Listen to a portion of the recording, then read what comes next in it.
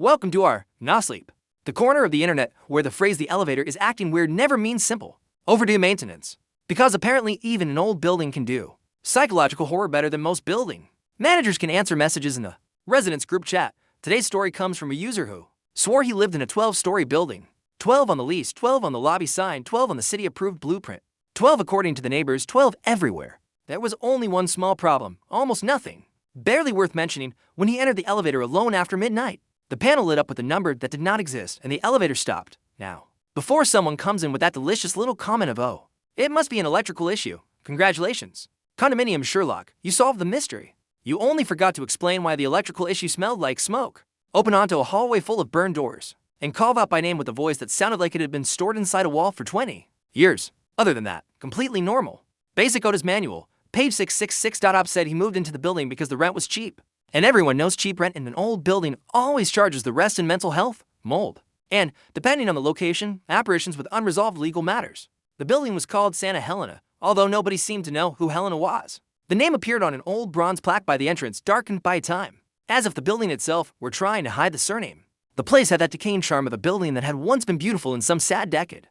Cracked marble floors, stained mirrors in the lobby, flickering cold lights, and a constant smell of cheap cleaning product desperately and unsuccessfully trying to defeat decades of dampness. The front desk was small, with an old television always on at low volume and a night doorman named Alvaro, a thin man with white hair, sunken eyes, and the expression of someone who had seen far too much, decided silence was cheaper than therapy on the first day. While handing over the keys, Alvaro gave a few simple instructions. The trash area was out back. Packages had to be picked up before 10. The water tank made noise on rainy days. And, if possible, Op should avoid the main elevator late at night. Of course, Op asked why. Alvaro looked at the elevator. Then he looked at Op. Then he looked back at the elevator, as if waiting for it to answer for itself. "It has problems when it's empty," he said. And that was it. What a comforting sentence. It has problems when it's empty, as if the elevator were an anxious dog that needed company. But Op was tired, carrying boxes, sweaty, with the dignity of someone who had just discovered his couch was too big for the living room door. He just laughed, thanked him, and went upstairs. His apartment was on the 9th floor. It was small, but livable. A narrow living room, a bedroom with a window facing a neighboring building, a kitchen where the people could not move without starting a diplomatic crisis, and a bathroom with green tiles that had probably witnessed divorces, hangovers, and at least one criminal secret. Still, it was his. Or at least that was what he tried to tell himself when, on the first night, he heard 3 knocks coming from the ceiling, 3 slow knocks. Then silence. He thought it was the neighbor on the 10th floor. On the second night, he heard it again, 3 knocks, then 3 more, then one last, weaker knock. 7. He joked to himself, half nervous, that the neighbor must have been assembling furniture. Because yes, assembling furniture at 2:13 in the morning is completely normal. Everyone knows the spirit of carpentry only descends after midnight, during the first week. Nothing major happened. The elevator was old, slow, made the sound of cables complaining about life, but it worked. When there were other people inside, it went up and down normally. An old woman from the 6th floor, Mrs. Celeste, always came in carrying bags of bread and an air of universal disapproval. A guy from the 4th floor always wore large headphones and deep dark circles under his eyes. A couple from the 11th floor argued in whispers, which was somehow scarier than yelling, because a quiet argument in an elevator feels like the trailer for a crime documentary. But when Op was alone late at night, he began noticing things. First, the panel. There was a space between the button for 12 and the alarm button. Not a button, exactly, a mark. A lighter rectangle, as if something had once been there and someone had ripped it out. The metal around it was scratched. Small scratches, too deep to look like normal wear. He touched it once and felt that the spot was warm. The whole elevator was cold. Only that mark was warm. A lovely architectural detail. A little crest from the beyond. The first stop happened on a Thursday. Op had gone downstairs to pick up food from the lobby. It was 1:40 a.m. He was alone in the hall, holding a bag with a sad burger and fries that had already given up on life. Alvaro was not at the desk. On the counter, there was only a half-full coffee mug and the incident log open to a blank page. Op entered the elevator and pressed 9. The doors closed. The elevator went up. On the 4th floor, the light flickered. On the 6th, the air grew colder. On the 8th, the smell arrived. It was not an ordinary mold smell. It was old smoke, wet wood, burned fabric, a smell that did not seem to enter through the nose, but through memory, even though Op had no memory of it. The kind of odor that makes the body understand before the brain does. Something here died badly. The panel passed 9. He pressed the button again and nothing. The elevator did not stop. The panel went completely dark. The ceiling light turned yellow, weak, old.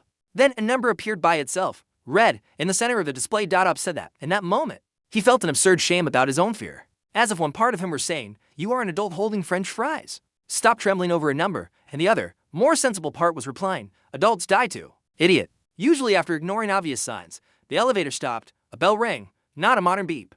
A metallic, old, dry ding, the sound of an antique hotel elevator. The sound of something that should not have been installed in a building renovated in 2012. The doors opened, there was a hallway, a complete hallway, brown carpet, soaked in some places. Beige wallpaper with faded flowers. Golden wall lamps trembling along the walls. At the end, a tall window covered by heavy curtains, moving slowly even though the air was still. On the doors, apartment numbers all the way to 1313. On the wall beside the elevator, a sign said, 13th floor. Up stood frozen. The food bag slipped a little in his hand. Sauce from the burger dripped onto the elevator floor. Because apparently even during a supernatural encounter, there is room for culinary humiliation, and a voice came from the hallway. Low. Female. Horse. You took too long. Press the closed door button. Nothing. The voice repeated. You took far too long. The door of apartment 1309 opened a crack, just a crack, inside. There was darkness, but not the normal darkness of a room with no light. It was a thick darkness, almost material, as if it had weight. Saw no face, no body, but he heard wet, short breathing coming from the gap. A hand appeared on the edge of the door. Very white. Thin fingers. Dark, broken nails, as if someone had dug through concrete. Upset that, in that moment, he discovered the closed door button was just a decorative toy, invented to give the condemned false hope. He pressed it so hard he hurt his finger. Nothing. The hand on the 1309 door began to move. It did not come out completely. It only knocked slowly on the wood. Once. Twice. Three times. The elevator finally closed its doors. It descended to the 9th floor as if nothing had happened. When it opened, the hallway on his floor looked normal, but swore there was smoke coming from under his own apartment door. He ran, opened it, went inside. No smoke, no fire. Just the smell of burger sauce crushed into his shirt and his heart trying to resign. The next day, he went to speak with Alvaro. The doorman listened to the whole story without interrupting. When finished, Alvaro closed the incident log, removed his glasses, and asked, "Did you step out of the elevator?" Said no. Alvaro seemed to relax with his whole body. Then there's still time. There it is. A beautiful sentence. Nothing like there's still time at 9 in the morning to season your coffee with panic. Asked what that place was. Alvaro said the building had once had a 13th floor.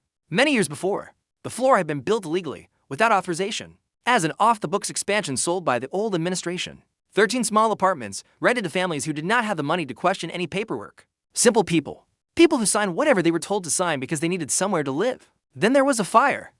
It started in 1309. At least that was what they said. The fire took the hallway quickly. The emergency stairs filled with smoke. The elevator went up, but came down without almost anyone. After that, the floor was sealed, the documents disappeared. The building changed management, the name stayed. And everyone decided the best way to deal with 13 dead people was to pretend new walls had spiritual power. Spoiler, they do not. Asked why nobody talked about it. Alvaro answered, "Because whoever talks goes up."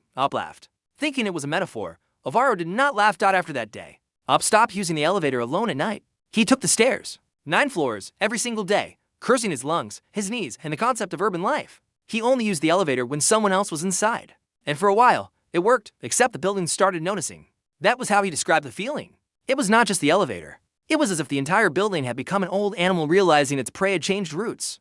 The knocks on the ceiling returned. 3.3.7. Then they began coming from the walls. Sometimes, while he washed dishes, he heard nails scratching behind the tiles. One night, he woke up to the sound of children running in the hallway. He opened the door. There was no one there. Only small, wet footprints on the floor. They went to the elevator and vanished into the gap on the bathroom mirror after a shower. A phrase appeared written in the steam. He closed IT. Ran out of the bathroom wrapped in a towel, slipped on the rug, and almost died in the most pathetic way possible. Imagine surviving the ghost of a fire being defeated by a cheap rug. That would be an offensive obituary. The next morning, the phrase had disappeared.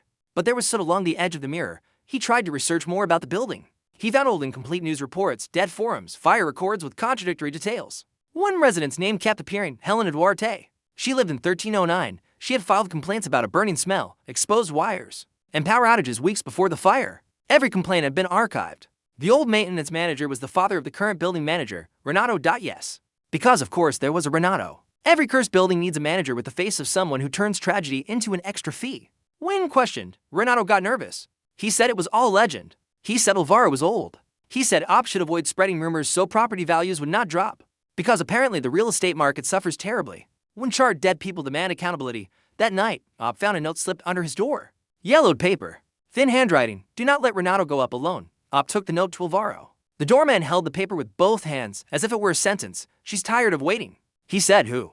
Alvaro looked at the elevator, Helena, and then he told the part he had never told before. On the night of the fire, Alvaro was young and working at the front desk. When the alarm began to ring, he took the elevator up, going against everything one is supposed to do during a fire. He said he did not think. He only heard screams through the intercom. A woman in 1309 said there were children in the hallway. that smoke was coming in, that the emergency stair door would not open. The elevator reached the 13th floor. The doors opened.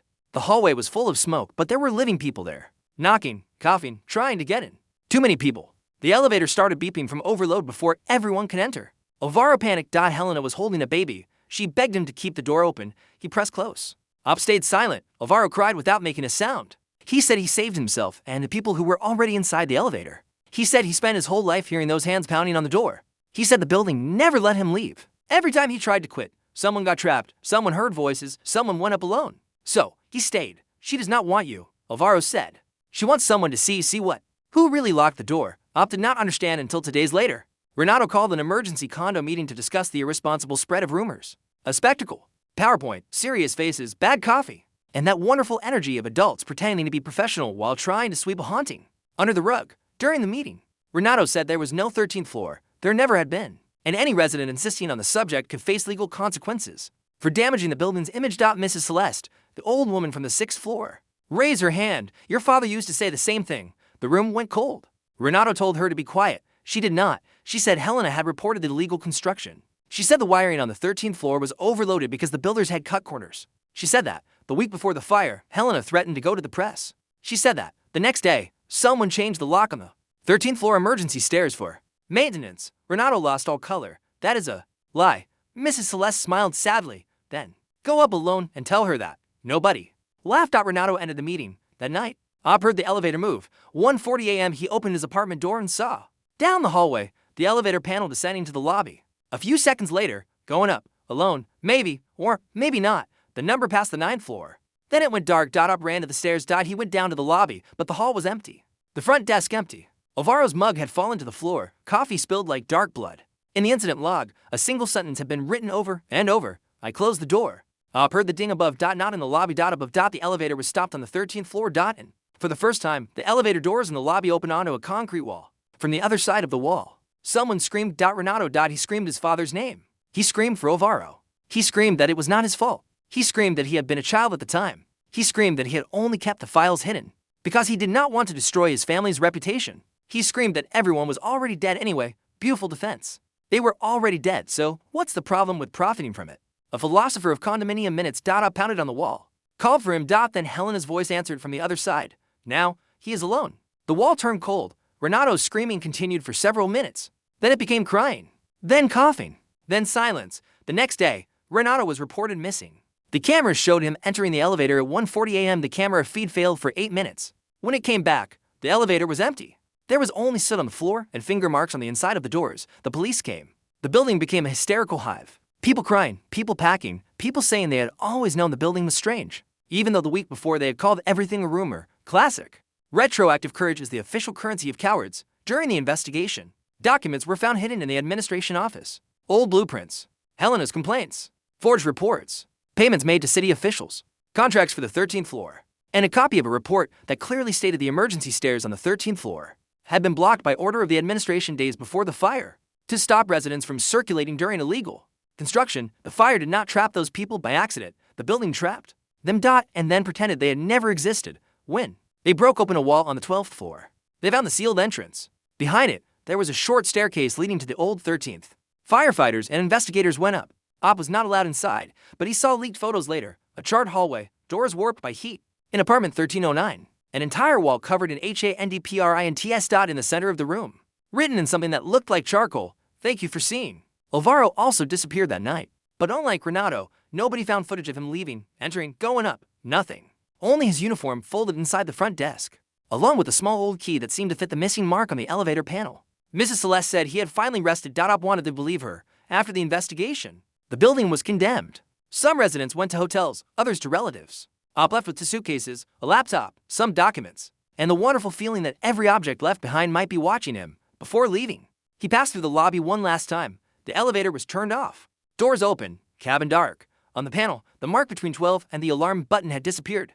The metal was smooth, as if there had never been a button there at all. Op almost felt relieved. Almost. Because when he stepped out the front door, he heard a ding behind him. He did not turn around. Good for Op. Personal growth. Shock therapy, literally. 3 months later, living in another neighborhood.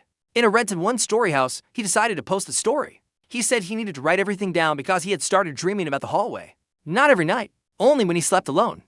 In the dreams, he was in the elevator, but the elevator had no buttons. The doors opened onto the 13th floor, except the hallway was no longer burned. It was clean, alive. The wall lamps were lit.